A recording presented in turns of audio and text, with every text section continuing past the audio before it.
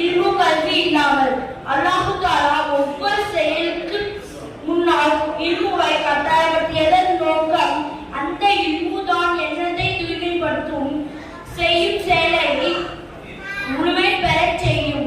நபி ஸல்லல்லாஹு அலைஹி வஸல்லம் அவர்கள் கூறுகிறார்கள், பிறகு முதல் மரணிக்கும் வரை அறிவை தேடுங்கள், நல்ல கல்வியை தேடுங்கள். ஒவ்வொரு முஸ்லிமான ஆண் பெண் மீதும் கடமையாக்கப்பட்டுள்ளது.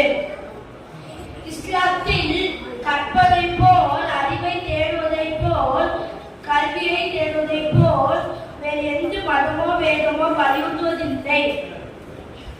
திருக்குர்ஆன் முதலில் இறக்கப்பட்ட போது அதில் முதல் வசனத்தில் முதல் வார்த்தை இக்ரா.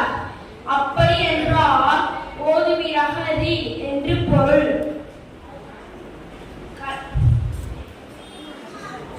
பழங்காலத்தில்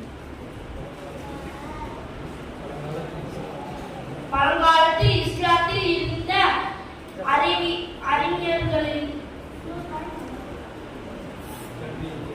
கல்வியை தேடுவது நம் வாழ்நாள் முழுமைக்குமான பணி.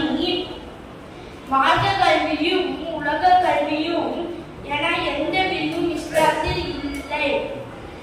பழங்காலத்தில் இஸ்லாத்தில் இருந்த அறிவியல் அறிஞர்களில் பெரும்பான்மையானவர்கள் மார்க்க அறிஞர்களே ஆவார்.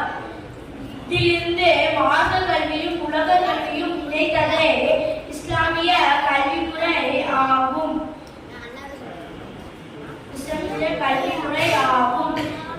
மார்க்க கல்வியை பகிர்வதற்கு வயது தேவையில்லை.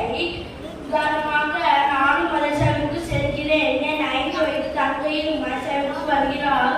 என் 65 வயது அத்மாவும் வருகிறார்கள். இன்ஷா அல்லாஹ் நம் அனைவரும் மார்க்க கல்வியை பகிர்வோமாக. ஆமீன் ஆமீன் யா ரப்பல் ஆலமீன். அஸ்ஸலாமு அலைக்கும்.